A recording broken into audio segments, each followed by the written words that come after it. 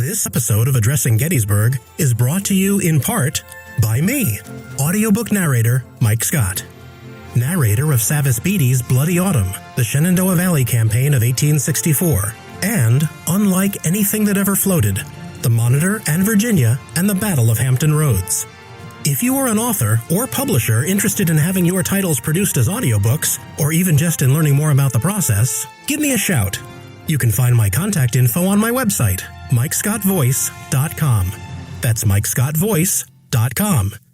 Are you ready for your next great Civil War read? Then try the new historical novel, The Heavens Falling, by Jonathan Lucci. Follow the members of the Dawson family through the Civil War, from the halls of Congress to the bloody fields of battle, and from the decks of gunboats to the solitude of Lincoln's office. The Heavens Falling is available on Amazon in paperback and Kindle, or visit theheavensfalling.com to order. That's theheavensfalling.com. Want the freshest cup of coffee in Gettysburg? Then visit Bantam Roasters, formerly 82 Cafe at 82 Steinway Avenue. They roast all of their coffee in-house, and they have a full coffee bar to keep you caffeinated during your trip. Visit them at www.raggededgerc.com for their menu and shipping options for all of their freshly roasted coffee. Use promo code Hancock for 10% off your order in the cafe. Enjoy historical stories on the History Fix platform. Explore movies, short films, and documentaries. Addressing Gettysburg podcast fans receive an extra $5 off the first year's annual subscription. Sign up at historyfix.com and use promo code Gettysburg. Every subscription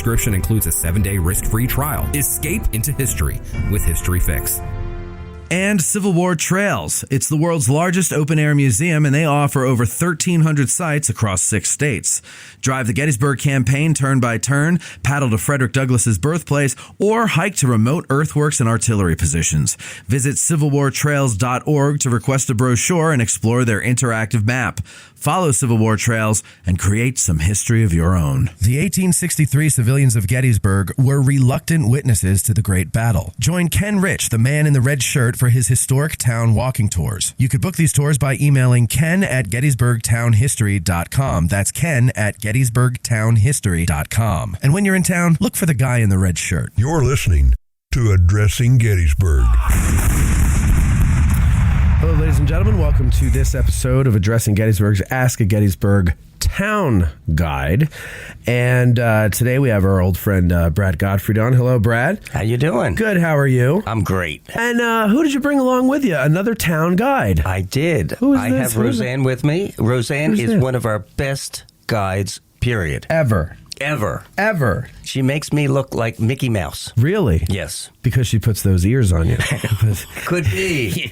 But she knows her stuff. All right, good. Well, Rosanne, welcome to Addressing Gettysburg. It's your first time on. Mm-hmm. But rumor has it you have listened to the show before. Oh, yes. I've listened to the podcast. I've listened to Facebook. Okay, Very good. entertaining. Yeah, Yes. Thank you very much. And so you know what you're getting into. I do, but the door's there, so I can just leave, right? Exactly. You can run. I'll be right behind It's not you. locked. You're perfectly safe running away if you want to. But yeah, so tell us a little bit about yourself. I'm a retired school librarian. Okay. And as a school librarian, I was responsible for a lot of research, including History Day research, which I absolutely loved. Came here on many class trips with our students. I was a winner in 2008 of the American Battlefield Trust, at the time was a Civil War Trust, teacher lesson plan contest. And I was invited to write curriculum for them in 2013 for the sesquicentennial. So I've been a Gettysburg nerd for more years than I can remember. Haven't we all? Haven't we all? And when did you become a town guide? In 2020, right during the pandemic. Okay. Yes, I had to do my oral exam walking through town with a mask on. And a laptop in your hand and doing it over Zoom or something like that? No, they were with me. You were with her. We kept our distance, though, but we were there. We social Good. distance. It Good. was quite challenging. I bet it was. But you got it. And how are you enjoying it? Oh, I love it. It Yeah? was such an wonderful experience, especially with people who come to town who don't know anything about Gettysburg, but also the people who do know something, because we can get into some really good discussions. Yeah. So, and there's a lot to get into. yeah. And I think a lot of people, we were saying before the show, that a lot of people who studied the battle, like a lot of our listeners, for example, might know a lot about the battle. They know all the generals. Some of them know the colonels of all the regiments and stuff. Mm-hmm. And maybe they know Sarah Broadhead. They definitely know Jenny Wade. They probably know Tilly Pierce. But beyond that, They might have heard some names, but they don't know why they're significant, or they don't care. Right. But and I was one of those people who just, I couldn't care less about the civilian experience, men or women. I didn't care who the hell it was. I just like, nah, man, I want the explosions and the gore and the blood and all that stuff. But as I got older, the gore and the blood and the explosions became a little more real to me, and less Hollywood and more, real. Like these are real lives being ruined, and and then the civilian experience did become more interesting to me. And I don't know if that's an age thing or if it's just because, well, I'm doing this show and I have to tell the whole story, so I better learn it so I could do shows about it. I don't know, but I do find it rather interesting, because just think of that. You're living your life in your town, and all of a sudden these two big armies descend upon it, and a battle goes on in the fields around it. And in the streets. And in the streets, of course, yes. And you're just kind of like a spectator, but every once in a while a shell might go through the house, or a bullet might go through your dress and almost get you. And who knows? Like, it's terrifying. And not only that, but, these disgusting, dirty men in ragged uniforms are now in your house. And, the man of the house is gone. And even if he was there, what good could he really do against armed soldiers, So who's going to protect you? What are these guys going to do? Right. They're the enemy. It's scary stuff. So we're going to get into, I'm calling this, should I stay or should I go? We're going to get into some women who left, but mostly we're going to focus on the women who stayed, because the women who left, whatever they did, it's not as compelling a story as the women who stayed. They weren't all nurses. Everybody thinks they all were nurses, right? But they weren't all nurses. No. I forgot who it was that you said before, but she was baking bread, and unlike some other person who was baking bread, did not get shot and killed. Agnes Barr. Yes, that's the one. Yes, she was baking bread to support the hospital complexes in in her neighborhood, right there. The Presbyterian Church. She lived almost next door. Yeah, not quite, but close. On what, Chambersburg Street, or which? No, in Baltimore. Oh, in Baltimore. Okay. Mm-hmm. Oh, the Presbyterian church that Ike went to. Yes. That Ike. one. Okay. And Lincoln. And Lincoln. And John Burns, right? Yes, of course. John Burns fell asleep. And Nixon was there, too. But. And Dick Nixon. Tricky Dick. There you go.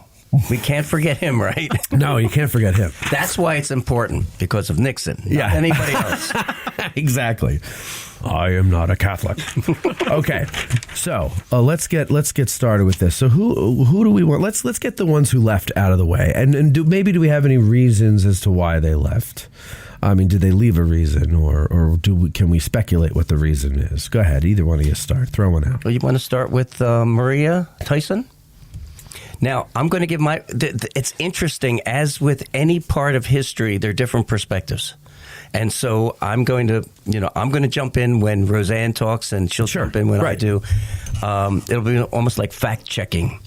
Yeah, you keep each other honest. Yeah, but imagine, if you will, you've just gotten married, okay, and you live down on Chambersburg Street, okay, and your good-for-nothing husband, who opened Charles Tyson, who opened a photographic studio. He's got so much invested in the studio on York Street, he doesn't want to leave. No. And he's staying. And she's saying, I don't know what these guys are going to do. We got to get out of here. And whenever I'm on a tour, I'll always ask people, so who won that fight? Was Charles, who had so much money invested, or was it Maria, who was really concerned about her and her husband's well-being? Right. And they all got it right. Yeah, Maria. Yes. Well, the one thing that I find fascinating about Maria's story is that, of course, she's worried about having to leave, but what are you going to bring with you when you leave? Are you going to take some money that you might need to purchase supplies? No, she decides she's going to take her wedding dress. And she's not going to leave town without it. Really? What was it made of? I have no idea, but it must have been very, very special. Right. To her. And very expensive. And yes, she puts it in the trunk. They put the trunk in the wheelbarrow. They're wheeling it down Chambersburg Street, and she realizes she's not going to get very far. So the wedding dress stays behind, and they get out of Dodge. And she doesn't get any money or anything like that? Or we don't know? We don't know. We don't know. Yeah. I mean, I would imagine they took some money. I would hope so. Yeah. I hope he took his cameras. I mean, well, that's what I was thinking. I don't think he did. That's the whole thing. He locked everything up because he realized, I can't transport all these things. And he just didn't want to leave that. I don't know what he thought. He was going to stand there with a gun in his hand at the entrance? Or beg them. Yeah. Well, he was taking photographs on the morning of July 1st. He was doing pretty well. In the studio, right? Yeah, and then he goes down to make change, and he finds out that everybody's left. So I think then he decided maybe I should leave. Yeah, really. So she's one that does leave. And what happens to their property while they're gone? The Confederates get in. But it's my understanding that they didn't really destroy anything. I think they took a barrel of alcohol, which I understand was more for developing the transparencies. So I certainly hope they didn't drink it. Yeah.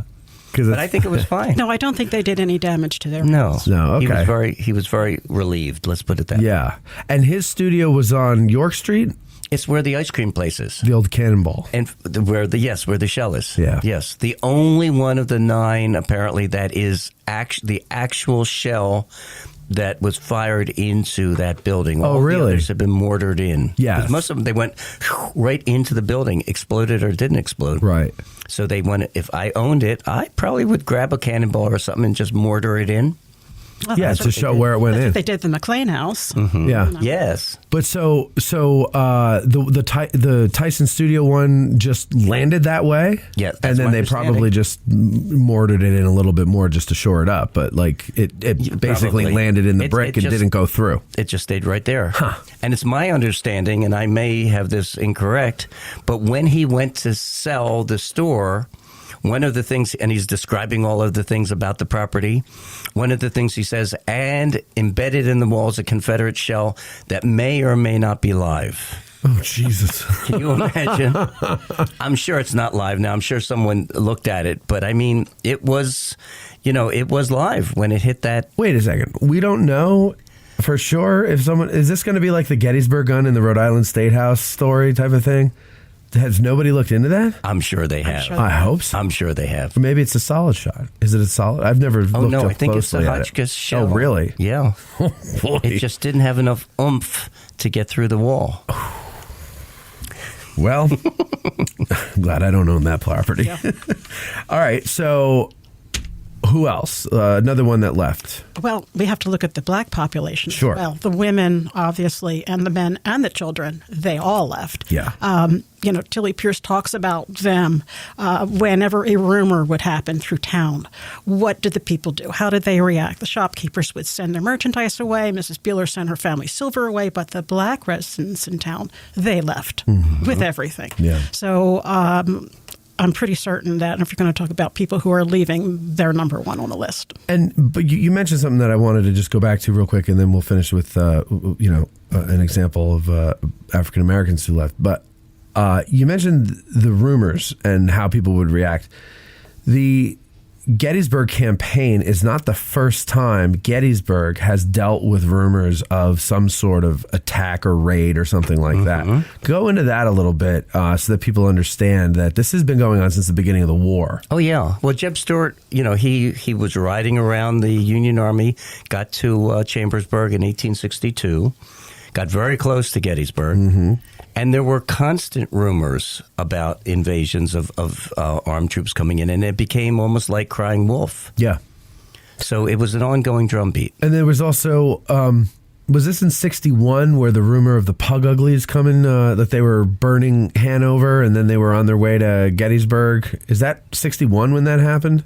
I believe so, but don't quote me. Okay, I think it was 61. It was like right after they sent the local militia away. Okay, isn't that right? Yes, I believe you're right. Yes. And then like they're having a town meeting because they're like, we probably shouldn't have done that without having something to substitute them. So what do we do? And then somebody busts in and says the Pug Uglies are coming. They just burned Hanover, and everybody starts freaking out. But of course, that was a false alarm, right? And you had a lot of those going on. Yeah. So when the Gettysburg campaign rumors start, people at first are kind of like, okay, whatever, here we go again. Indeed. And so not everybody's panicking, not everybody's buying it until people from Chambersburg start coming and saying, yeah, no, they're in Chambersburg, like they're coming, they're here. And then people will go, oh, okay, this could be it. Yeah. So some of the black residents. They're leaving now. All of the black residents. Oh yeah, sorry, want to leave. Yeah, and explain I'm sure people can figure out why, but just in case people can't, why would all the black residents leave? Well, one of the women that wrote later talked about how the black residents felt that the Confederates had and she used the word special hatred towards them. Yes. And they weren't going to stick around to find out why. And we know that on June 26th, some of them were captured. But, they obviously had a history with that. We had the Fugitive Slave Act. We had slave catchers coming north. Mm-hmm. So, there was a history for them beyond just rumors. Some of those rumors ended up being true for them. Sure. So we're 10 miles from the Maryland border? And then from the Maryland border to the Virginia border in our area, like just, straight south of us, is not very far. Like I can get to Virginia in an hour. Right. But many of the slave catchers were actually from Maryland. Right. It's a slave state. They're selling and buying slaves in Maryland. So, when we get into the story of Mag Palm, they came up from Maryland. And, and I can't even imagine what it must be like. Here you are, a free black woman. You've worked all day. And you're leaving work and you get jumped by, 2 or 3 men. There's some question about that. By this gang that would go around just grabbing African Americans, throwing them in the back of a wagon, taking them back into Maryland or Virginia, selling them back into slavery. And I can't even imagine what's going through their mind, like Mag Palm, if she's got a family, if she has kids, knowing that she may never see them again. And was she was born free, though, wasn't she? Or I believe some of them were, but most of them were not ever slaves that were captured up here. Is that correct?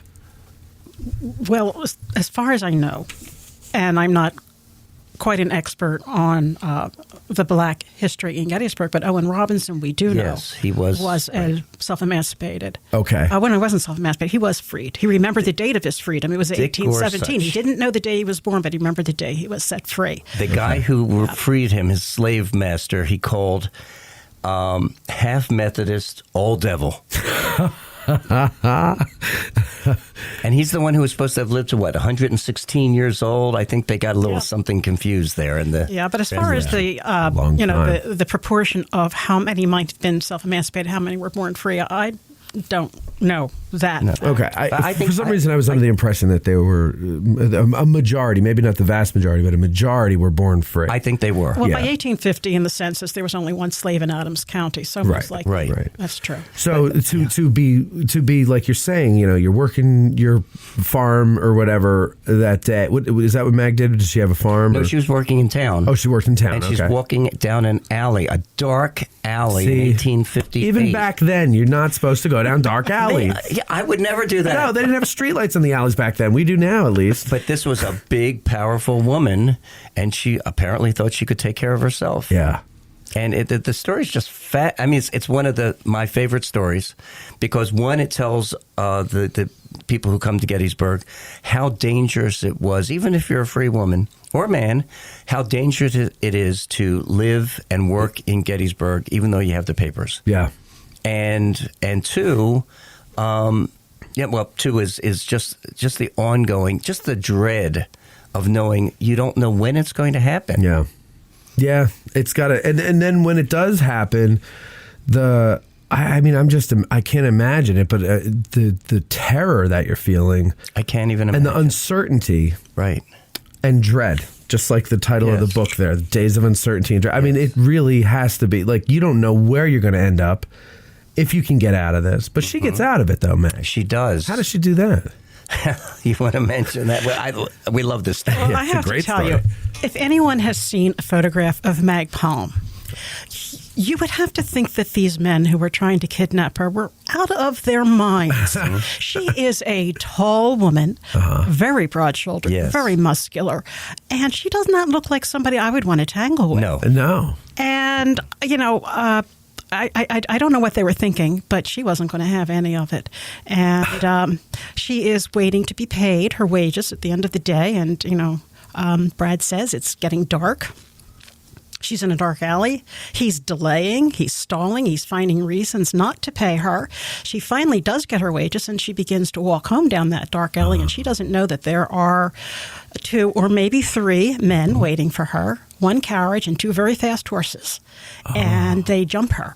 And she is fighting for her life. She is doing everything she can think of to get free. She's yelling, she's screaming, she's biting, she's scratching, she's gouging out eyeballs, allegedly bites off the thumb of one of the men. And it's interesting, if anybody wants to Google her, you'll see a photograph, and she's reenacting how her hands were bound by the kidnappers. And, you know, if you get a kidnapper trying to stop her from screaming and he happens to accidentally get his thumb in her mouth, it's over. Yeah. So are we implying that her boss was stalling for these guys? Is that why he was not paying her? I have heard that it's a possibility, but, you know, with so many of the stories, there are parts that are unsaid. Yeah. Well, who's her boss? Who does she work for? Do you know? No. So I didn't know that part of the story. I thought she was finished working for the day and just walked down the aisle. But that's what makes history so fascinating. Yeah. You know, there's all these nuances. Yeah. And we're always learning something new every day. Exactly. And there's nothing wrong with saying you didn't know it, because now you do, and that's exciting. You know, if you know everything right away, how boring is that? Because then you got nothing to learn. Indeed. And that's what's happening. We're always learning, and it's just fascinating. I agree. But the other interesting thing, and maybe this is a little bit off topic, and just tell me to shut up, Brad, is how the black population changes after the Civil War. Okay. Because you had, I think the 1860 census, there were about 186 or so people of color, and as Rosanne said, virtually all of them were born here or were free at the time. And they left during the battle. And there's a story about Fanny Beeler. Now, Fanny Beeler lived almost across the street from the courthouse on Baltimore Street. She's one that her husband is a Republican, so she's worried about him, David. Is he, David, is he David, he's the postmaster. Right, got it. And she's so worried that Lee and his army is going to capture him and take him away. And so she has 2 servants, they're free. And one will leave, and then another will leave after a few days, weeks after. But the second one had been with her longer, was very loyal, and said, "I promise, I'm coming back." And last time they saw her, she's on her way to Philadelphia. She never came back. And it turns out that most of the people who returned, and it makes sense, were people who had owned land, or own property in town. Something to come back to. That's right. Yeah. Because you don't know if Lee's coming back again, in a month, in a year. But what's interesting is, so the population, you would think the population would have really gone down during the 1870 census. But instead it went up to about 240. It's like, where'd all these black people come from? So at the time of the battle was what, 187 or something like that? That's the 1860 census. Okay, so 1860 was 180-something. Yes, and then it goes up, even though so many people left of color during around the Civil War, didn't come back because there was nothing holding them here. It goes all the way up to 240, and it's the question is, well, where are all these? Well, many of them, all of them that swelled the population were former slaves. And you can imagine. Not to get into societal issues, but imagine you're growing up, you were born and raised in Gettysburg. There's certain mores about, how you interact with people, et cetera, how you eat, how you talk, et cetera. And then you have slaves coming in, former slaves, and it's a whole different culture. Sure. And that really set up a difficult dynamic for both sides, for people who lived in Gettysburg, white people, and these newly freed slaves. Which I just think is fascinating. So it's like a reversed immigration. Yeah, well, and it makes sense from the former slaves' perspective, because why would you want to live in the land that enslaved you? So get out and go up north. Although I'm sure they didn't find it was much more welcoming up here. No.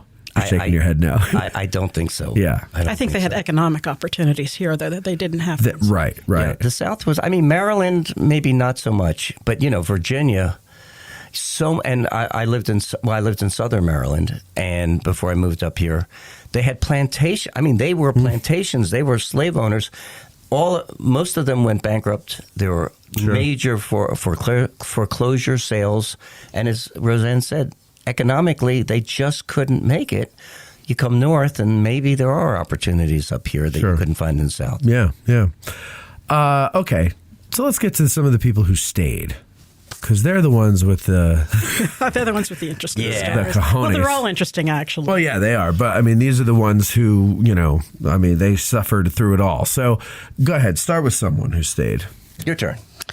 Oh, my goodness. Well, my favorite is Catherine Foster. Okay. Now, this is a name we don't hear very often, Catherine Foster lived on the corner of High Street and North Washington. Okay. Right, now, if you go there today, you'll even see her father's cornerstone, the date that the house was built, up in the upper corner of the house, up near the roof. But the thing about that house is that there is a back porch. Okay. Second floor. So we're talking northwest corner.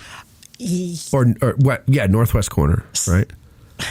Yes, I'm not saying without my GPS. If you're heading on Washington Street towards town, you're heading north. Yes, it's going to be the northwest corner. Yes, it is. Yeah. That is correct. Got it. Okay. Now, Catherine lives there with her elderly parents, and I kind of have to laugh at what they considered elderly because they were like 39. That's probably me, my age. But she is there with her parents and her cousin Belle, who is a student at the Female Academy across the street. The Belle, you said, right? Her cousin is Belle Stewart. Okay. So, July 1st, the battle is beginning outside of town, and most of the people are early in the morning are watching. The women are up on the roofs with the trap doors watching what's going on, of course. And the men and boys, being men and boys, are out there on the battlefield till the bullets come too close. They skedaddle back into town. But Catherine and her family have a front row seat up there on that second floor balcony. And they're looking out over the fields and they can see McPherson's Ridge. They see the battle that's going on. And of course, artillery shells are flying into town. Not that the town's a target, but it's war. And along comes a Union officer who she says was General Reynolds, but we know is not. Right. And the officer tells her, it's time for you people to go into the basement where you're going to be safer. Mm-hmm. And she's like, yeah, sure. Forget it. I'm watching what's going on out here. I'm having too much fun watching this. I've never seen anything like this in my life, she's thinking. So the only thing that gets her off of that porch, and Mom and Dad and Cousin Belle, is the 11th Corps, marching down Washington Street on their way to be posted. And it's a hot day. They've been marching, wearing wool uniforms, and what do they need? They need water. So she takes Mom and Dad off of the porch, she stashes them in the cellar, and she and Belle are outside. And they're ladling out water in the canteens to the 11th Corps, and the 11th Corps is marching north and for quite some time. And all of a sudden now they're not marching north anymore. They're coming back the other way. She's no dummy. She says, oh, what's happening? And they, oh, don't worry, man, we're just changing fronts. So she realizes maybe I should go into the cellar also because I can see Confederate soldiers at the end of the street. Yes. I have bullets, whizzing through my dress. I'm going to do that. And she decides to go into the cellar, and I'm going to let you finish the rest of the story because she had a decision to make, and we talked about. Oh, I'm going to do Sally, so you finish that one. Okay. We talk about people who have decisions to make. Do I stay? Do I go? Right. If I stay, what am I going to face? How am I going to react if a soldier comes into my house and, wants something? What am I going to do? How do I face this? And she went over, I don't know if it's a line that you can cross. You're a combatant or a non-combatant. You're a civilian, yes. But once you take an action that is going to be taking a side, then you kind of cross that line. Right. How are the Confederates then going to react to her? Right. If she takes a Union soldier into her cellar, which she did, and shelters him. So she's going into the cellar, and she does see, because during the retreat, many of the soldiers are trapped in alleys, dead-end alleys, log jams in the street. Very difficult for them. Some of them don't even know where Cemetery Hill is. But she finds the soldier. His name is Leander Wilcox. And she says to him, come on down. I'll shelter you. And she's in the cellar. And she's saying, well, where am I going to put him? And she has a potato bin in the cellar. And she's a very quick thinker. She takes his rifle. She shoves it up the chimney that's down there. She takes his haversack. She throws it in the deepest, darkest corner. So if somebody comes in, they won't see it. But, what am I going to do with this guy? Oh, I know. I'll put him under the potato bin. So, Fortunately, she had potatoes. Thank goodness. I guess. And so she puts him under the potato, but she's putting the last potato on top of him. And the cellar door is yanked open, and down jump 2 or 3 Confederates. I have a really intelligent question. Are there any Yankees down here? And I'm sure she's like rolling her eyes. But she's going to tell the truth. She's not going to give them up. She's not going to lie. She said, well, sir, I suppose we are all Yankees here. And, of course, they clarified what they meant. Right. Are there any down here? And not that I'm aware of, but you may search the house. And she gives them permission. And they do. They go upstairs and they find 14 or 15 Confederates who are then taken as prisoners of war. But they never do find Leander. But they find 14 or 15 Yankees. Yankee soldiers upstairs, right. The cellar entrance was on the outside, so I don't think she knew it was up there. Right. But Leander is sheltered there till the end of the battle. And whether or not they ever came in to look for him, I don't know. But he does, on July 4th, run out and rejoins his regiment. So, found that to be very brave of her. Yeah, I would think that...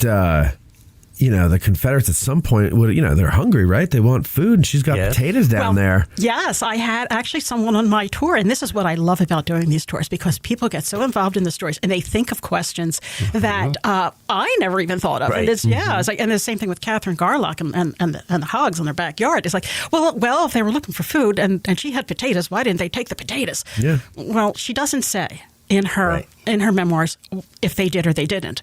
But her father was held up at gunpoint on I believe it was allegedly by Louisiana Tigers, right? Right. And I would imagine that her house was probably available for them to come and scavenge if they're looking for food. Yeah, I would think that just going into the kitchen, there'd be so much more for them to take than raw potatoes. Mm-hmm. And also, it's more available, because they could just go into the house rather than crawl around the basement. And who wants a raw potato? Yeah. And they might not have even seen the potato bin when they, if they didn't come down into the bay. Who knows? There could be a million reasons why. But I'd be pretty scared to be in that potato bin when a bunch of hungry Reds are coming through town. Well, yeah, there are a number of stories of Union soldiers who were hiding in places in the houses, and they could hear the soldiers going through looking for them, but they managed to escape detection. Mm-hmm. Yeah. And the interesting thing about Catherine Foster and Leander Wilcox is they kept up a correspondence over the years. Now, Catherine, in her memoirs, talks about she's had like 3 near-death experiences. First was in Cape May, New Jersey, and she's like, I guess, floating out to sea. The second one was obviously in Gettysburg on the balcony. But she moved to Johnstown, Pennsylvania. Oh, boy. And guess who is in the house as it's floating down the floodwaters but our girl, Catherine. Jeez. Talk about a glutton for punishment. Yes. And Leander hears about it, and he writes her a letter, and he says, you've sheltered me all those many years ago. Allow me to do the same for you. Oh, that's nice. So it had to happen. And so what, she moved to where he is or something? Or no, I believe he was in Tyrone, Pennsylvania. He wrote her a letter. I don't know if she ever took him up on the offer. Gotcha. I do know she died of old age after that. No more adventures for Catherine. Yeah, enough. 3 was enough. So, okay. And you said you have who? Sally? Yeah, she is my favorite. Okay, Sally. So my wife is. Myers? She is my favorite, yes. Okay. Well, second favorite. My wife's my favorite. Oh, there you go.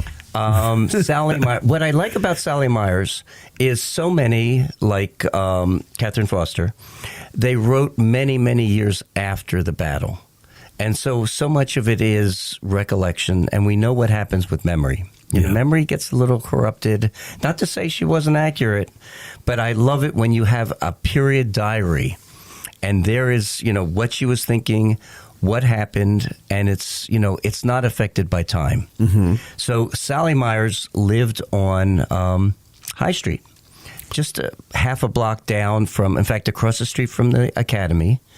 Maybe half a dozen houses away from the Catholic Church. And this is a woman who is very clear she does not like the sight of blood. She sees some wounded soldiers who are all bloody and bandaged, and she really is starting to lose it. And she can't fathom being outside and watching any of that. But she's very interested. Initially, she's outside, and she talks about, in fact, I have a quote I jotted down. She says, many of us sat on our doorsteps, our hearts beating with anxiety, looking at one another mutely. So this is during the early fighting when she's sitting outside.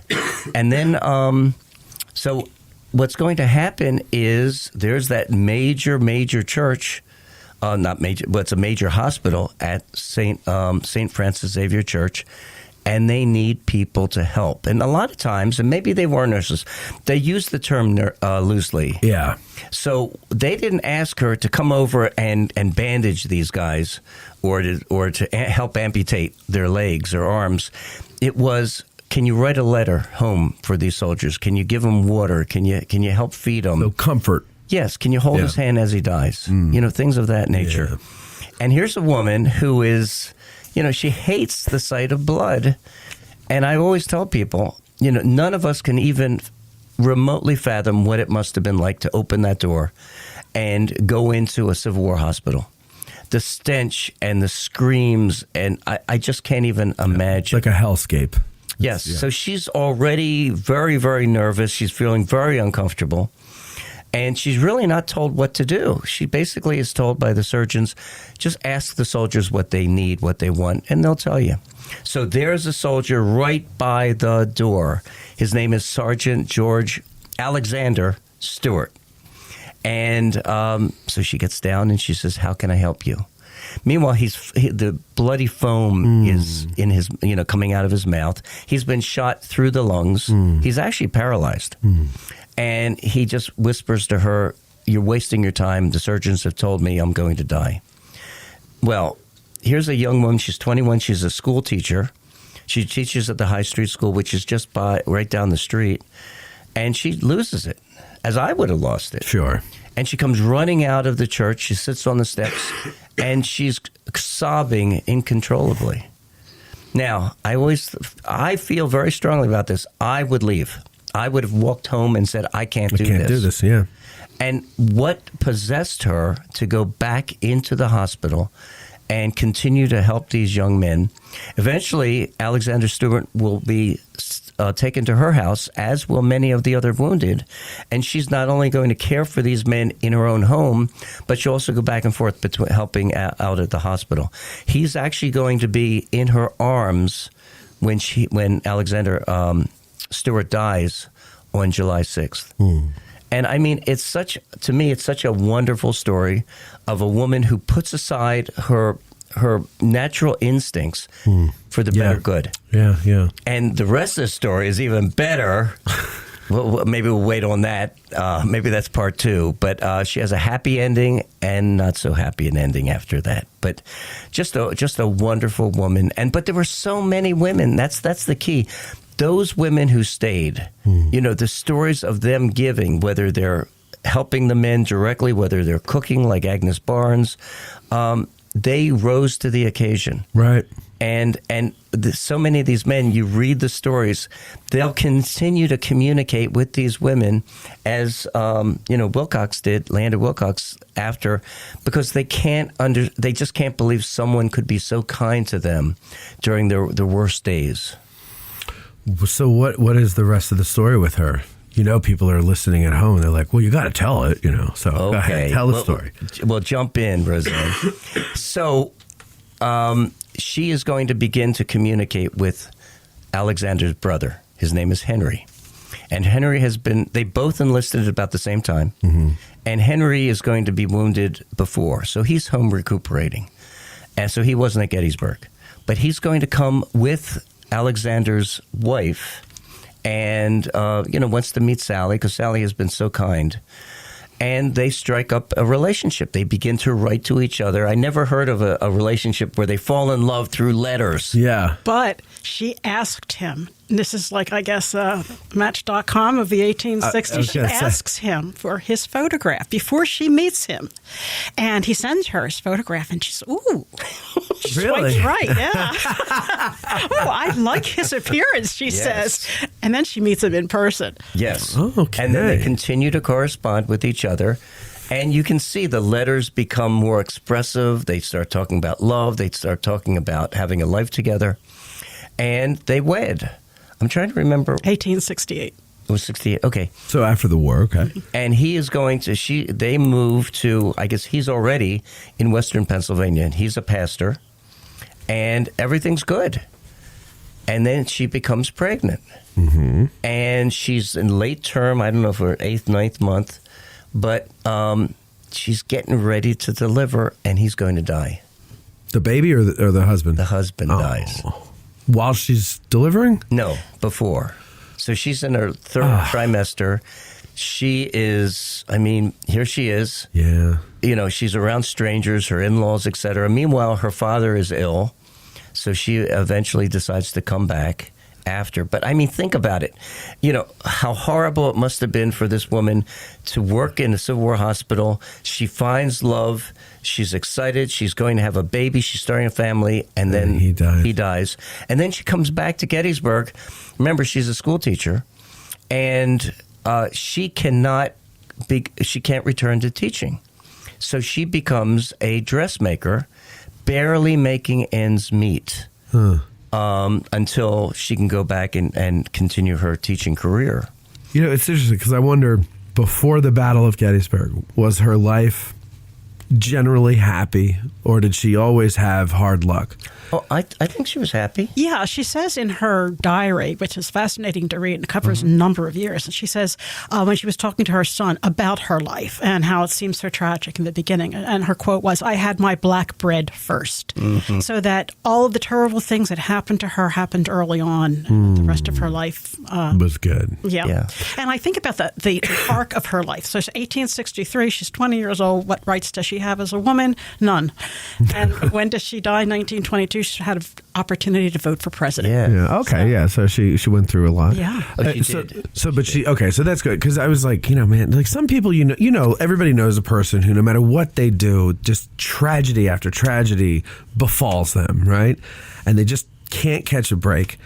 And then you have these people who have perfectly normal lives, and then they go through a period of bad stuff, like apparently she did, But she actually brought some hardship on herself after.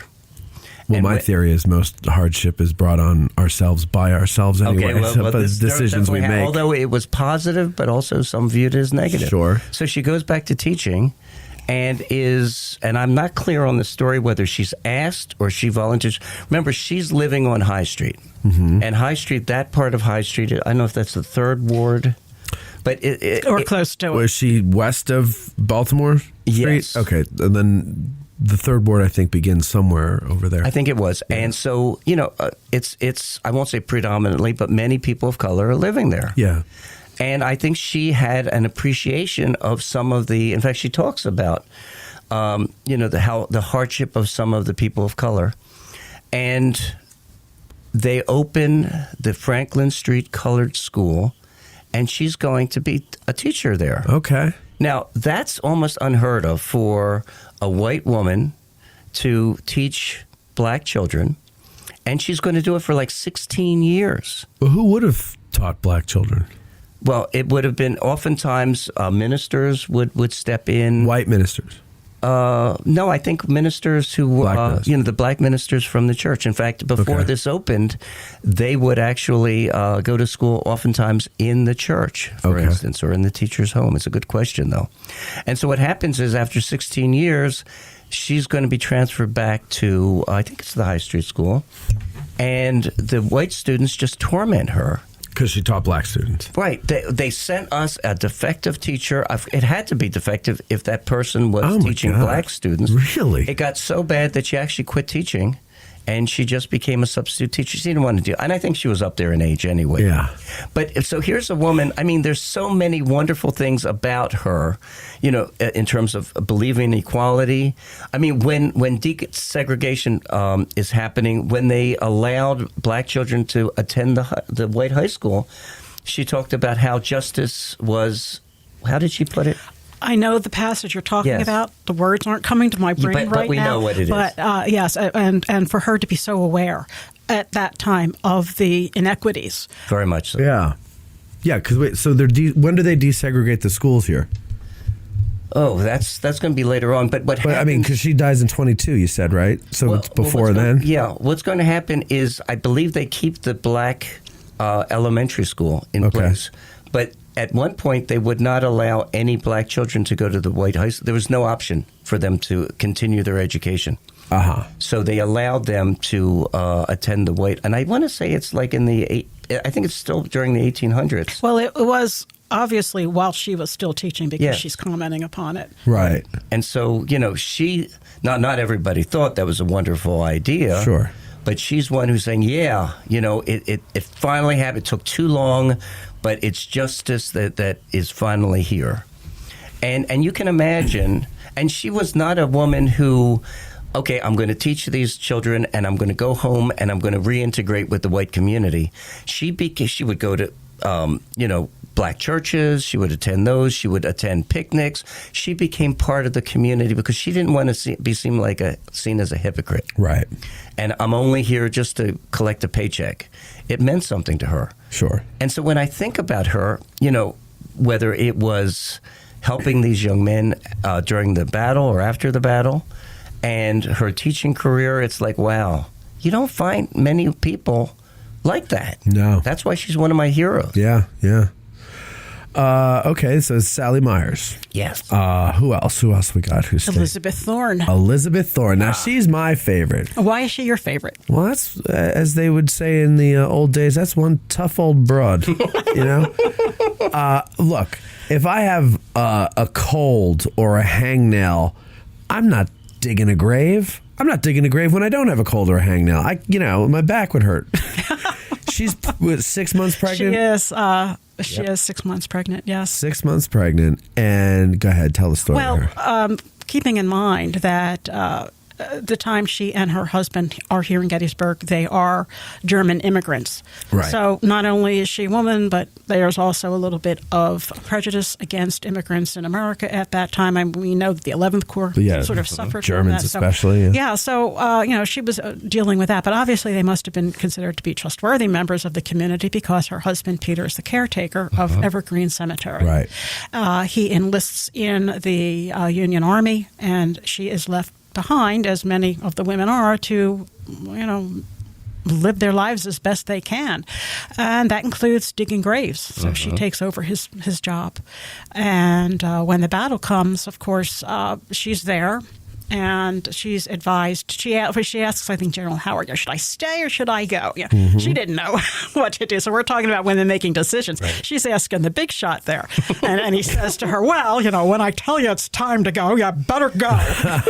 So she does. Good answer. And they leave, and she's got her elderly parents. A lot of elderly parents in these stories. Yeah, apparently. She's got mom and dad, but she also has 3 young boys. I believe so, 3 young boys as well. I think under the age of 6. So, they all leave. So she already has kids. She already has children, yes. So wait, so she lives there with her old parents. Yes. And 3 of her kids. Right. They live on either side of the arch. gatehouse. But even still, I've never been in there, but it doesn't look very big. Have you been inside there? No, but it does not look big. No, it doesn't, right? No.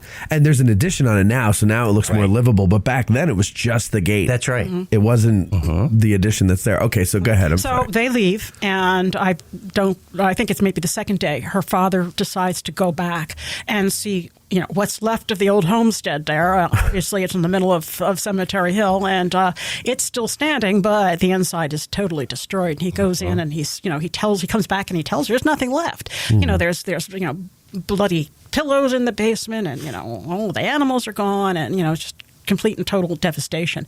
And they stay away. And interestingly, she writes that one of her sons, is on the porch. They're at a farmhouse down the road, and he sees a wagon coming down the road, and on the wagon is their furniture. The little kid goes in, and he tells his mother, they're taking our furniture. And, there's nothing she could do about it. And that's the Union Army doing it. Yes, the Union Army. Their own army. And, so when she does finally go back for good, she's right. There is nothing there. I mean, the windows are totally blown out. There are 15 dead horses, 100 and some dead men. And she is instructed by the supervisor that, you better get busy digging those bodies. Jeez. Right. Which she does. And, of course, her father helps. And she also asks for help. She tries to hire two That's men. right. Yeah, aren't there some they're younger young men? guys, and they can't do it. They can't do it. Can't do it. No. One of them got sick, and the other couldn't stand the smell. So, Right. there she is, alone doing this job. And she did it. And so the guy couldn't stand the smell, and she's pregnant. Right. Now, I've never been pregnant, but I've known Good. pregnant women. That's a good thing. Good, thank you. I've known pregnant women, and smells are often a thing that they can't handle. Yes. And they're often what we would consider innocuous smells, like smells that normally are pleasant sometimes, and now all of a sudden they can't stand the smell of peanut butter or something like that.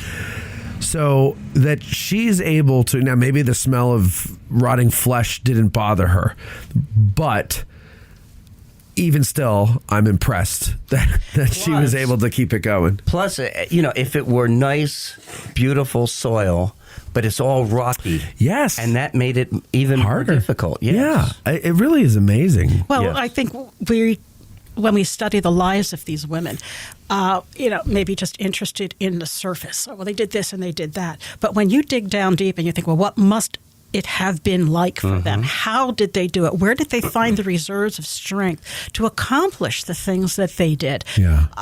I'm in awe. Yes. Because Yes. I don't know that being, a healthy person that I would even be able to do that. But nonetheless, she did it. I'm telling you, I wouldn't. But she suffered for it, though.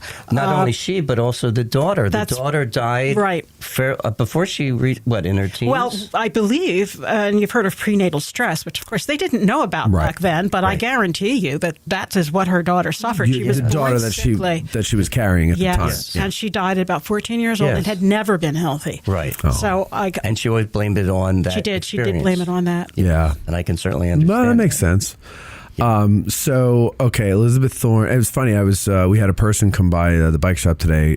She wanted to rent to go for a couple hours, and she saw this equipment in here, and she goes, "Oh, is this a radio station too?" And I said, "No, it's a podcast." And what's your podcast about? And I go, "I'll give you 3 guesses." And she's like, "Oh, probably the battle." And I said, "Yeah, it's a battle." And so we got to talking, and I was telling her about a spin-off show that I had a meeting about yesterday that I told you guys about, and so somehow we got to talking about Elizabeth Thorne. Now, she's not interested in the history or anything prior to coming here. She's just here and wanted to go for a bike ride. But I gave her the card of the show to go and listen. And I'm like, I bet you'll like it because it's not dry. And then I told her about the show I'm working on and told her about Elizabeth Thorne. And she's like, oh, that is interesting. And so that is a story that I think a lot of people, men and women, when they hear that, because men live with pregnant women when they get them pregnant, and they know, it's an impressive story. It certainly is. Yeah, because most of us, I think a lot of us would go, I couldn't do that. And that monument isn't only to Elizabeth; it's to all of the women. Yeah. Yes. That were But whenever I look at it, Yes, but we do think of her because she is That's Liz. representative. Yeah. Yes. Yeah, and Definitely. it's where she lived, and Yes. Yeah, see, I don't think she should get... I think she should have a monument that's just to her. Yes. And then make another one for all the women and use a generic woman statue or something like that to represent all the women. You're in Right next to I'm in Thaddeus charge, yeah. Stevens, I will fight right there. whoever wants to go against me on that one. I think Elizabeth Thorne deserves her own. Yes. Yeah. Definitely. More so than Jenny Wade. I heard you call her a name once. I never did that. No, I think you want me to tell you what it was? I quoted someone who called her that name. Yes. I would never. No, I think you called her a dope. Oh, that. Yes. Oh, that I would, yes. Yeah. Well, why are you baking bread? The whole family were dopes. I'm sorry. We could do a whole show as to why I think something doesn't smell right about the Jenny Wade story to me. Like, why are you there? I understand why you're there initially, but why do you stay there? And don't give me, her sister, wah. You moved her eventually, so why couldn't you just move her carefully before? I don't know. It just stinks. Yeah, well, the baby was born on June 26th, so it's not like she was in labor at that time. right. They could have gone. right. They could have gone into the cellar. Yes. They could have gone to the neighbor's cellar. There's plenty of things they could have done. Yes. So. And that's what I don't understand is no one in that. Like, I just imagine, George is laying in the bed, napping, and a bullet flies by her head and hits the bedpost. And she's just like, oh, so silly me, And then Jenny's in there kneading the dough. And she's like, how you feeling in there, George? And then a bullet comes through the door. And it's just like everything is going on normally inside the house. Meanwhile, there's utter chaos outside. I don't know. We could do a whole episode going point by point as to, as like, I would be like, at this point, someone should have said, let's get out of here. Well, interestingly, we don't know. We don't. No. No. We don't know a lot about that, do we? Well, that's what makes it interesting. Yeah, it is. Do we have time for one more dopey story? Of course. I love the dopey stories. This is a real dopey story. Okay. It's Catherine Garlick. Okay. And she's not the dopey one. She's solid. Yeah. I think she had... She lives on Baltimore Street. That's right. Right, okay. And we know about her and Alexander Schimmelfennig, and I'm not going to go there. But the other story is her good-for-nothing husband, Henry. Okay. And a lot of people don't talk about that. But I think she had three. She's eventually going to have more kids. I think she had Anna, William. I think she had 4 by that time. Did she have 4 by that time? Okay. If not 4, at least 3. Okay, yeah. And she's what, in her 30s, 20s? I'd say in the 30s. Yeah, well into her 30s. She's still having babies, though. Mm-hmm. And, here you have her husband, Henry, who's a cabinet maker, and fairly prosperous.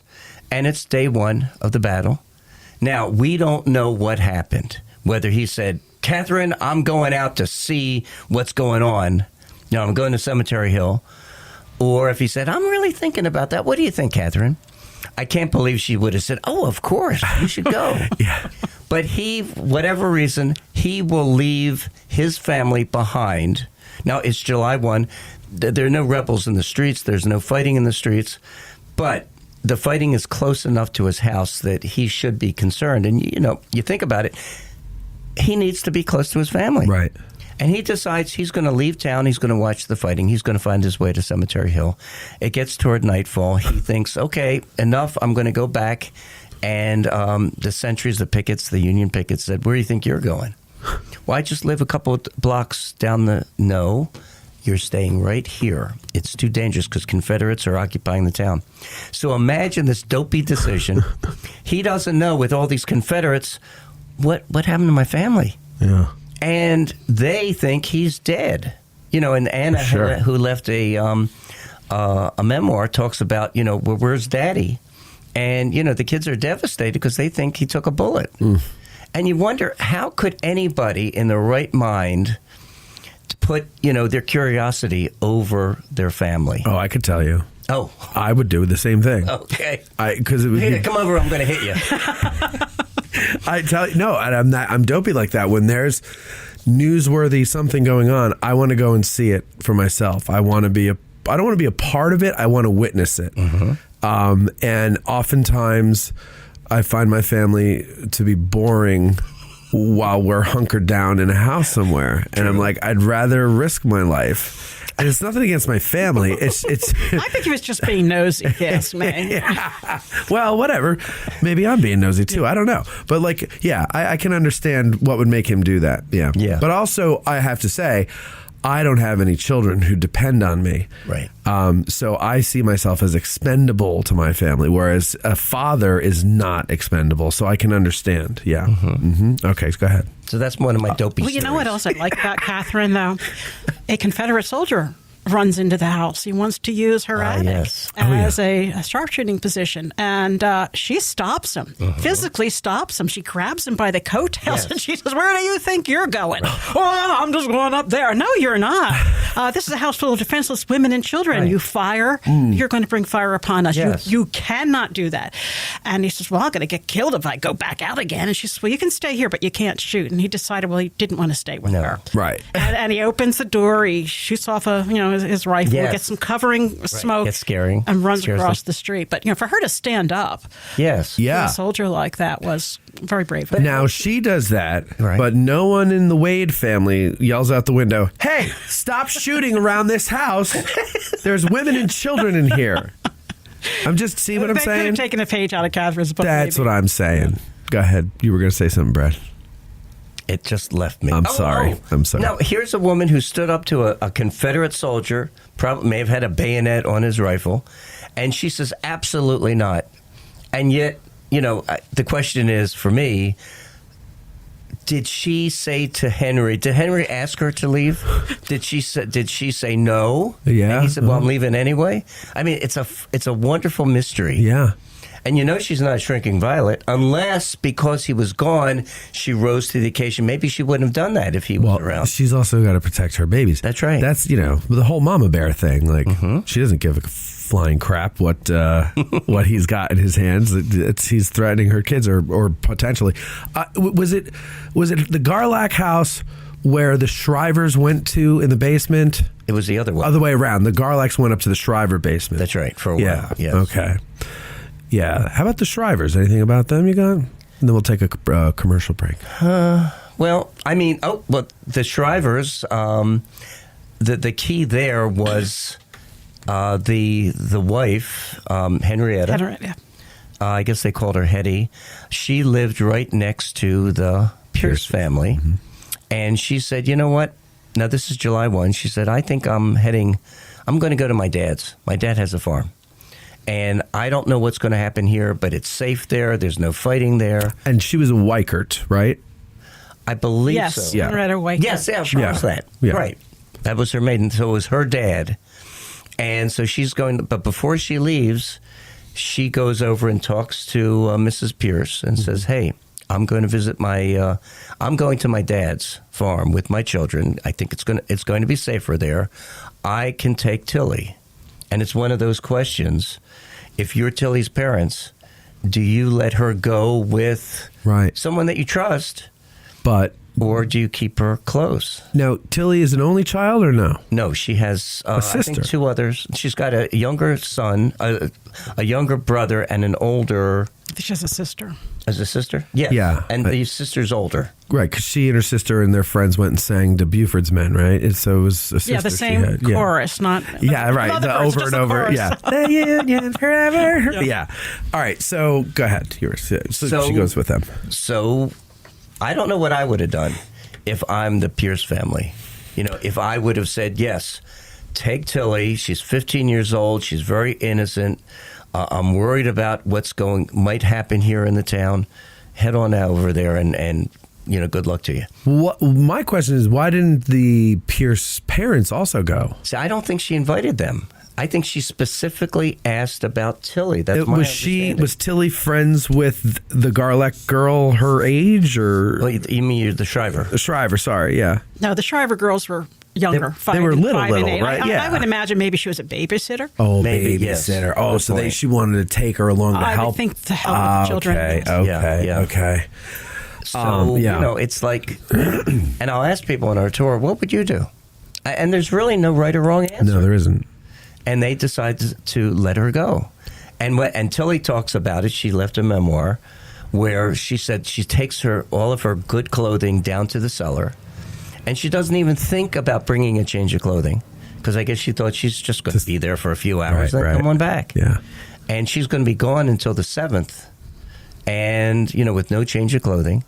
And she's seeing, first she's giving the soldiers water, but, the father's house is right at the base of Little Round Top. Yes. I mean, the worst possible place to be during a battle. Other than the Jenny Wade house, right? Yeah, right. Or the Bliss Farm. Yes. So, I mean, it's, and I can't even imagine what she was thinking, because here she is, 4th, 5th, 6th, doesn't know if her parents are dead, knew that Confederates were in the town. Right. They didn't know what's going on with her. And she also is helping with the wounded. Definitely. So she's witnessing piles of legs and arms and just a mess. I can't even imagine. And she's 15, right? 15. 15. That's it. That's a lot. And you look at a picture of her, and she's before, very pure. I mean, very looks like innocent. a little girl, yeah. Yes. Yeah. And I can't even an adult, you don't want them to see that. No. But a child, ugh. I know. And it's amazing that she went on and lived a normal life and didn't become crazy or anything from that. She had children. She was very prosperous. Yeah, that's one of the things that I I feel is missing in the historical accounts. So we don't know how they reacted emotionally. Yes. I mean, no, but mentally. Yes. Right. Did they have nightmares about this in later years? They never talk about it. They They don't. had to. So I think that's a big and unanswered Or do they question. become drunks? Well, yeah. you know? I mean, Well, many what of were the their soldiers marriages did. like? Yeah. Right. I mean, you take Sally Myers never got married again. And, Tilly did get married. Many of them did. But what kind of relationship would they have had? I would think that it may have been troubled because they were emotionally fraught with what they saw and experienced. Yeah. I mean, I've dated women who went through much less horrifying traumas than that, and it was very hard. Yeah, there were no therapists back then. No, so and that's who the other- did they, yeah, who did they talk to? They didn't put it in their diaries, as far as I know. No. Okay, well, so what we're going to do is take a break now, and we'll come back with some questions that are submitted by our patrons. That's right, you have to be a patron in order to submit a question to Ask a Gettysburg Guide, and so we're going to do that. So we'll be right back, and we'll come back with some questions for Brad and Roseanne. We'll be right back. Hey, summer is here, and Gettysburg's licensed battlefield guides are ready to kick off another full season of specialized battlefield walks on their favorite subjects. First, enjoy an educational stroll at sunset with Tuesday evening walks through history starting on June 6th and going until the end of August. Then tours switch to Sunday afternoons and go to the end of October. The walks cost $35 each, and registration is required in advance. And don't forget, from September 22nd until the 24th, the Association of Licensed Battlefield Guides is proud to present Oak Ridge Attack and Defense. 3 days, 10 licensed battlefield guides, 7 battlefield tours, and much more. For the full schedule and registration, and don't forget you have to register for these, visit GettysburgTourGuides.org, GettysburgTourGuides.org. For the Historian has a wide variety of titles, new and used, of military books from publishers like Osprey, Gettysburg Publishing, Stackpole, Savas Beatty, UNC Press, and more. I make it a point to go there once a week because I have new bookshelves to fill, and I never know what treasures I'll find, and neither will you. They even have toy soldiers, model kits, games, children's books, and more. So stop by and check them out on your next visit to Gettysburg, or better yet, order right now online at forthehistorian.com and mention that you heard about them on Addressing Gettysburg in the Note to Seller box, and they will refund you your shipping. And if you call 717-685-5207 or stop by the store on your next visit and mention us, you'll get 20% off retail price. That's forthehistorian.com or 717-685-5207. Seminary Ridge Museum and Education Center, Gettysburg's premier museum, is housed in the historic Lutheran Seminary building constructed in 1832, a witness to the first day of battle. The museum's 3 floors of exhibits connect visitors to the dilemmas that led to the Civil War, provide a powerful and personal view of the battle's first day, and explore one of the battlefield's largest hospitals. No visit to Seminary Ridge Museum and Education Center is complete without a guided tour of the building's famous cupola, where on the eve of battle, officers and civilians saw thousands of Confederate soldiers' campfires burning to the west, and Brigadier General John Buford watched for vital federal reinforcements as fighting erupted on the morning of July 1st. Today, you can stand where Buford stood and discover how this view helped chart the course of the Battle of Gettysburg. Your trip to Gettysburg is not complete without a serious visit to Seminary Ridge Museum and Education Center, Gettysburg's premier museum. Purchase tickets online at seminaryridgemuseum.org or call 717-339-1300. To get tickets or a cupola tour, listeners may call or walk in and mention Addressing Gettysburg, or by ordering online using the promo code AG1863 for 20% off. Seminary Ridge Museum and Education Center. It began here. There's a devil to pay. If you're a lover of history, then go to trhistorical.com. There you'll find apparel, drinkware, decor, and more, featuring a wide range of interests from the ancient world to the Cold War. Looking to make an impression with the perfect gift? Well, TR Historical now offers gift cards and a vintage wrapping service for a truly unique presentation. And our listeners will receive 10% off plus free shipping in the U.S. when you use promo code GBERG1863. So go to trhistorical.com, TR Historical, for the love of history. You've heard us promote various ways that you can help us keep the show going, but one way we haven't pushed too much is our sutlery at addressinggettysburg.com/shop. That's a shame because we have designs over there by talented artists like Ty DeWitt of 1863 Designs and Mike Stretch of the Heritage Depot. So now we're promoting it. Buying shirts, hoodies, mugs, and other items from our sutlery not only helps us keep the lights on, but it also helps guys like Ty and Mike, and it helps spread the word about the show every time you wear an item or you sip from your mug. So head over to addressinggettysburg.com/shop and grab some merch. It's the perfect Christmas gift for the Gettys nerd in your family. That's addressinggettysburg.com/shop. You're listening to the Addressing Gettysburg podcast with Matt Callery. We're back with questions for Rosanne and Brad, and these questions are submitted by some of our awesome patrons over at patreon.com/addressinggettysburg. If you'd like to submit questions for our guides to answer and get exclusive content that takes a closer look at all things Gettysburg and Gettysburg related, please consider joining us on Patreon today. That's patreon.com/addressinggettysburg. So the first one we have here is Robert Maggie, I'm going to say, or maybe Maggie, I don't know. This is a new name by us, so let's see what Robert has to say. He says, so I've read Tilly Pierce's book and picked up little snippets about her story wherever I could. A couple of questions. I've heard mentioned that many of the experiences she describes are likely gross exaggerations. A lot of guides call it, what is it, the Tilly Pierce book is, what's the actual name of her book? Was that what a woman saw? Yeah, what a girl saw. Yeah. Yeah, and then a lot of guides call it the girl who saw everything or something like that. Is there any substantiating evidence to her assertions, including the actual level of fighting that she supposedly witnessed around the Weikert farm? Do you know anything about that? Well, all I would say is, as we were talking before, I mistrust just about every memoir account that's been written 30, 40, 50 years after. Yeah. Memory is a funny thing. It's very malleable. Mm-hmm. And people I was there, I saw it, I know it, when in fact they were reading things, they were talking to people, and it just integrates into their memory. It's amazing how that works. It really is. And they will fight to the end to defend that they actually experienced that. Yeah, I just had a little, friendly argument with my friend the other day because I did a show. He was listening to it, and I was recounting a story of when I started this whole thing. He was kind of helping me get it off the ground. And in my memory, the story is we were in his kitchen setting up a lot of stuff, and he said, okay, well, so what do you want to accomplish with this?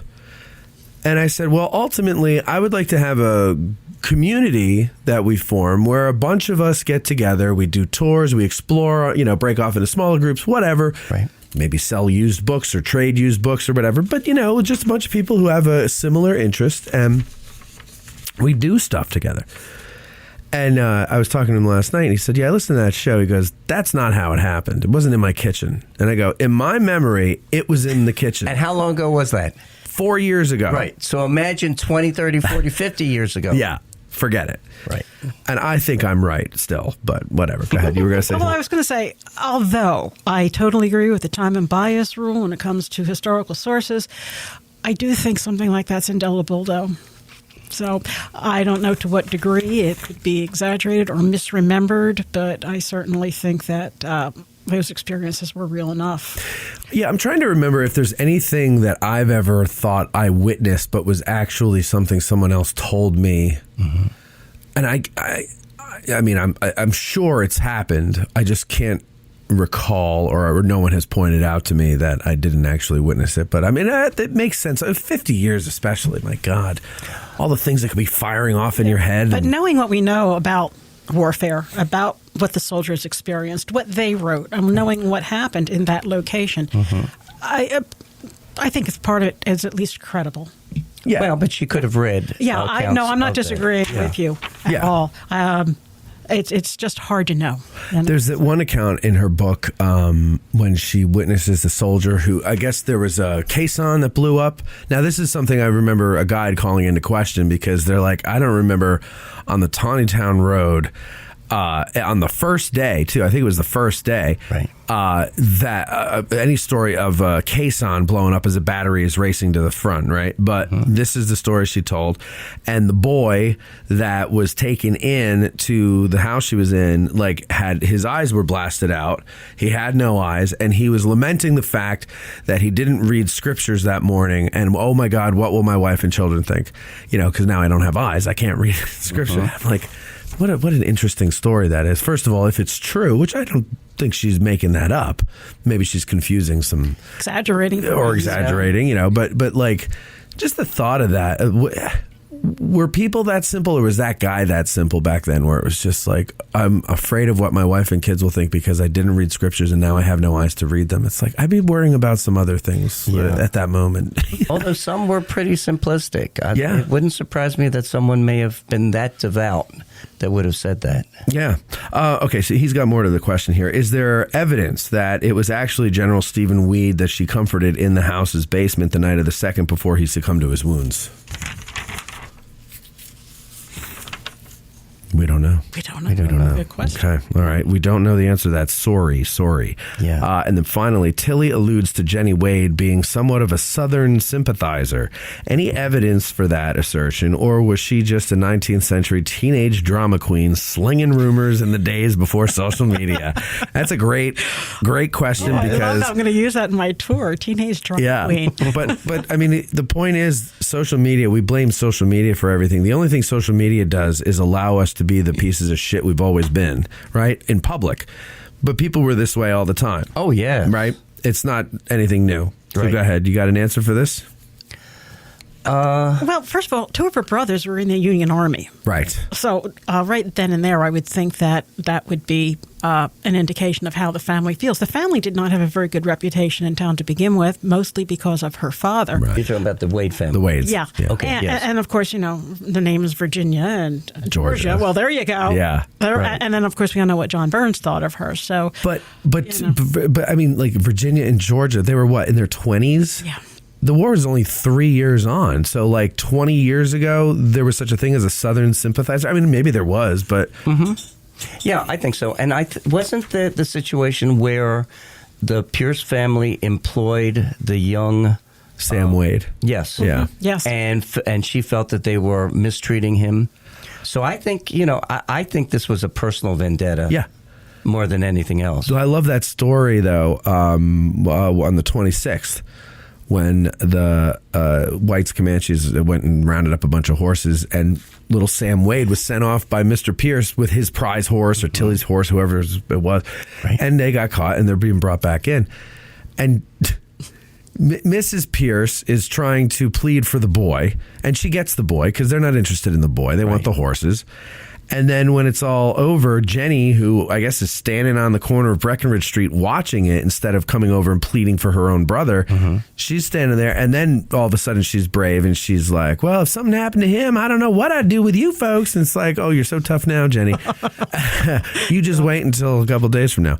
So, yeah, it sounds to me like there was a resentment there between the two families. Yes. Yeah. And yeah, maybe they mistreated Sam. I don't know, but and you know, it's hard when you attack someone and they are not able to defend themselves. Yeah, you know, it's your word against nobody. Or really. Apparently, no one who knew her did. Right. I mean, did her sister ever say anything? Not that I'm aware. Her sister, you mean Georgia? Mm-hmm. Georgia was responsible for Jenny's memory. Yeah. Mm-hmm. Yeah, the monument and everything. Yeah, but did she answer any of Tilly Pierce's assertions? I don't know. I'm not that aware of any. Nor am I. All right, Pete Vermillier, he says, are there commonalities in those who fled the town and those who stayed behind? Anything related in economic class or where in town they lived, etc.? Well, that's a good question. So, like, was it mostly poor people who stayed, or the rich get out, or the middle class? Like, who, you know, and where was okay, so today, the rich people live on Broadway, right? Broadway is the big fancy with all the big houses and the island in the middle of the road and all that stuff. It looks like it belongs in a different town. Where did they live back then? Baltimore Street was big. Yes.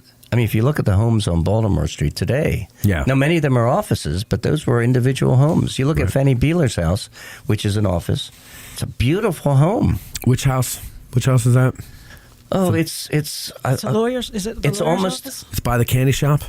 It's Couple of beyond that. blocks. It's beyond the courthouse, the new courthouse. Beyond the court. So as you're coming from the square, it's across the street. It's about maybe 4 blocks, four houses from the. It's like 116. So in between Middle Street and High Street. Yes. Okay. Got it. And next to her was I believe David Kindlehart lived right next to her. Yeah. But that was a more modest house. David Kendallhart, the borough council president. Yes. Yes. Okay. Yeah. I So guess I do know more about the town than I thought. you I know did. a lot of good stuff. Yeah. Hey. Pat myself on the I back. tend to think, personally, sometimes I insert myself into their shoes. Uh-huh. And I think part of it would be, do I have a place to go? If you have no family, if you have no clue where you're going to go, I think I'm going to stay in my basement. Yeah. But if I know that my father, my uncle, my brother lives 5 miles out of town, I think that I would be more likely to go than otherwise. Yeah. Yeah, I don't know. I often think of that. Like, if that happened today, because I don't own my home, I rent a place. So I'm like, do I really care that much about that? I'm like, well, I care about the stuff inside it. Mm-hmm. And I do want to go to bed in my own bed tonight. So maybe would I stay and try to at least stay there? I don't know, defend it. I mean, what are you going to do against an army? But remember, that's true. I'm sorry, go ahead. No, you go ahead. Most of the people who are writing were, I don't want to say they're affluent, but they were well educated. Right. So individuals who may not have had much property, who didn't have much to lose, they were not well educated and may not have left a memoir or a diary compared to Fannie Beeler, the Pierces. I mean, these people had a good education because their parents could afford it. Mm-hmm. Mm-hmm. And I was going to say, if you stayed, chances were that your house would be more protected than if you left. Yes. Now, let's get into that real quick, because I meant to bring this up earlier. Because you were saying before we started the show, you were talking about how when you give a tour and you mention, I forget who it was now, the man who left. Mr. Carson, Johnny Carson. the bank manager. The bank manager, and he left his wife and children behind. Yes. And people hear that on the tour and they scoff. And they kind of look, I guess, are clearly judging him as a coward or something like that. I did the same thing early on when I started, like a few years ago when I started reading into the town, and I can't remember who it was. It wasn't him, but it was somebody else. And I remember I was talking to Tim Smith, and I said, I'm like, yeah, why would you leave the wife and kids behind? And he goes, oh, well, because back then, there was like that whole chivalry thing, and you didn't harm women and children and non-combatants and things like that and everything. So they knew that they had a pretty good idea that the women and children would be safe. Is that right? Is that... Yes. I understand. So today we look at someone doing that and we think that's kind of cowardly and everything like that, which is ironic, as I pointed out beforehand, because now it's also like, I don't need no man, but it's probably the same person that would say that is looking down on Johnny Carson there. So, but that's a normal thing. I just want to establish that here. Back then, that was normal because you were not going to harm women and children. And if you did, you were a real scoundrel. There were distinct gender roles. Yes. But I have to clarify, we're talking about white women. Oh, well, sure. Yeah. Naturally. Obviously, with the black women, they were being rounded up. If they could get their hands on them, they would round them up and try to sell them. Yeah, so I mean, giving a tour, we try to make sure that we include all of the residents in town. The dominant culture, though, is what I'm talking about there, which was the white culture at the time. So that was the standard for them, and of course. I don't know if I would agree totally with that. Okay. They didn't know, the townspeople, about Lee's 2 orders to his troops, that we do not make war on civilians. We will not hurt them. We will not steal. We will pay them in Confederate script. He issued that order twice. Okay. And if you look at what happened in December of 1862 at the Battle of Fredericksburg, you had the Union Army going into a southern town, Fredericksburg, and literally destroying it. Mm-hmm. Now, I don't think necessarily they hurt people, I think most of the people had left by that time. Mm-hmm. But here you had a Confederate army that was potentially furious with how a southern town had been treated, and here they're coming north. And if you read the newspapers, you see that it was in the newspapers. They knew that Union troops had devastated Fredericksburg. It wasn't like they were ignorant of it. And here come these, and this is another layer of, let me get out of here, because who knows what they're going to do. They may just kill all of us. Right. And even though I agree there was that chivalry, but this was, this is payback time. Did Northern papers report Northern looting of Fredericksburg? Yes, they did. Okay. Harper's Weekly actually showed photographs, woodcuts of the town on fire. They showed soldiers who were dressed up in women's clothing, parading around. Yep. They did a good job of representing what so happened. Then people in the North would have known that happened and could have deduced that, well, maybe they're going to do the same to us. Yeah, I just can't even imagine as a husband and a father leaving my family behind. No. Now or then, I just, But it wasn't just Mr. Carson that did this either. No. It was a lot of men did this. It's true. Yeah. Although Sarah Broadhead's husband stayed. Joseph stayed. Yes. Yeah. He stayed. Yeah, we have to give him credit. When did he come back? Wasn't it the 30th? Or 29th? I think he might have left when they first came through, but he was definitely here July 1st, 2nd, and 3rd, because he's the one that picked the green beans out of the backyard, because he didn't want the Confederates to have any of them. That's right. But the Confederates did say to several of the civilians, well, we're only paying you back for what you did to the South. Right. So that was definitely on their minds. Yeah. Oh, yeah. Absolutely. And I don't know if I blame them. I'd probably be the same way. Me too. Aaron Smith, the final question here, says, new Patreon subscriber here. Well, thank you, Aaron. Thanks for the amazing show you guys produce. You're welcome. And thank you for saying that. I'd like to ask the guest, what, if any, involvement did the women of Gettysburg have at Camp Letterman?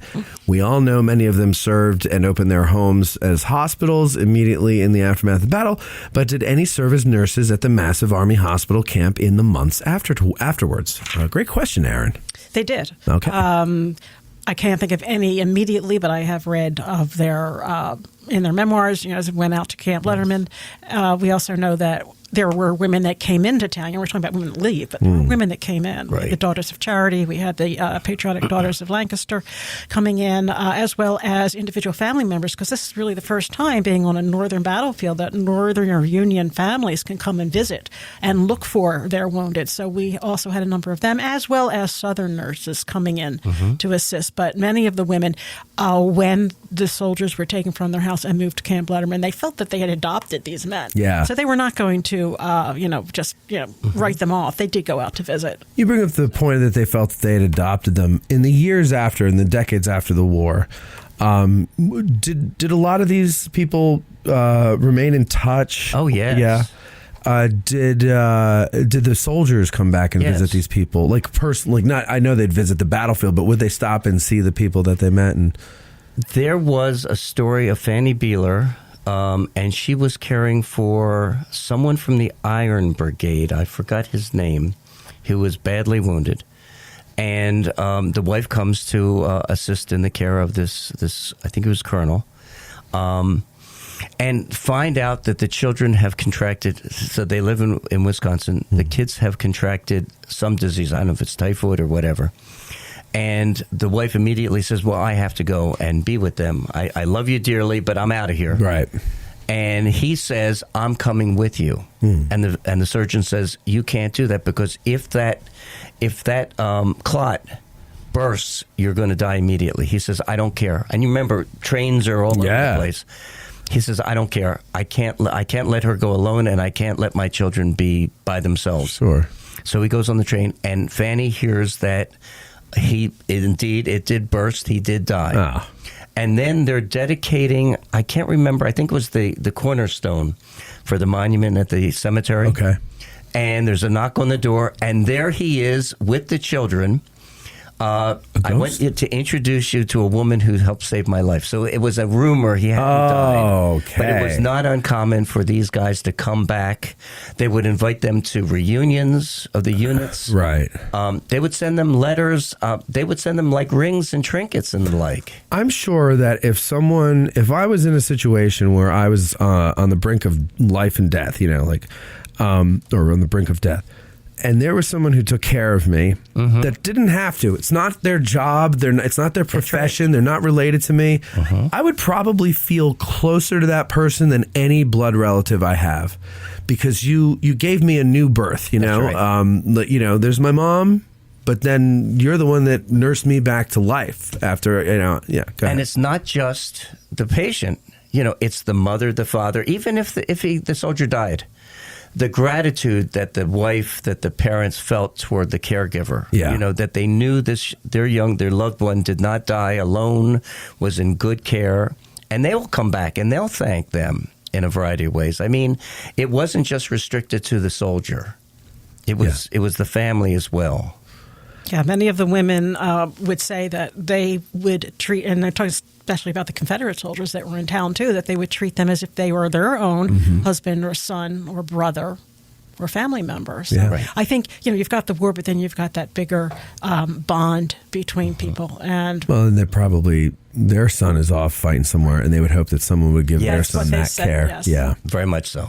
Well, I think that's an upbeat way to end this here. People reunited and stuff after the war and all that. So I'm going to thank you guys, Brad and Rosanne, for coming on. I like these town episodes. We got to do more of them because it's interesting and there's something else in the works, people. Especially if you're interested in women's history, but it's a lot of civilian stuff, but with a female focus. Something coming out, and it's only going to be available on Patreon at least for the first year. That's kind of going to be the proving ground. So if you're interested in that stuff, I'd become a patron very soon. Patreon.com/AddressingGettysburg. Give it a try. You might like it. It's a show that we're going to call That's What She Said. And I'm not hosting it, which is my favorite part of the show, or of this whole thing. Is it's Veronica and Bethany Yingling, who you know from AG Today. I think it's going to be very good and very interesting. So stick around for that. Look out for that. And then if it goes well and everybody likes it, then a year from now, it'll start being bled into the free feed. But until then, ladies and gentlemen, thank you all. Thank you, Brad. Thank you, Rosanne. And by the way, Rosanne, in the beginning, we didn't say your last name. It's Zajko. Zajko. Yes. Very good. Sounds like psycho, Rhymes with but psycho. with a Z. I wasn't going to try it. So I just wanted to make sure. If you want to take a town tour with Brad or Rosanne or any of the town guides, let us know and we'll put you in touch and you could do it. I highly recommend you do it. And this winter, I'm going to do it because I'll have time to do it. Yes. So we're going to hold you to it. Good. I'm going to do it. It's a lot of ooh it rhymes in that. Anyway, thank you, ladies and gentlemen. Have a good one. All right. I don't need to hit anything there. We're done. well, thank you for inviting me. That was a lot of fun. Yeah. Are you a reenactor or living historian? Or maybe you're a War of Rights player and want to bring esprit de corps to your team. Well, then you need the Badge Maker, the leading provider of Civil War and other historical badges and insignias. Mention this ad with an attached message in your order and receive a free surprise gift. I myself bought a metal Second Corps badge, and it always starts a conversation when I wear it. So hit up the Badge Maker at CivilWarCorpsBadges.com. Something for everyone and anyone. Our hearts so stout have got us fame, for soon 'tis known from whence we came. Wherever we go, they dread the name of Gary Owen in glory. Instead of spa, we'll drink down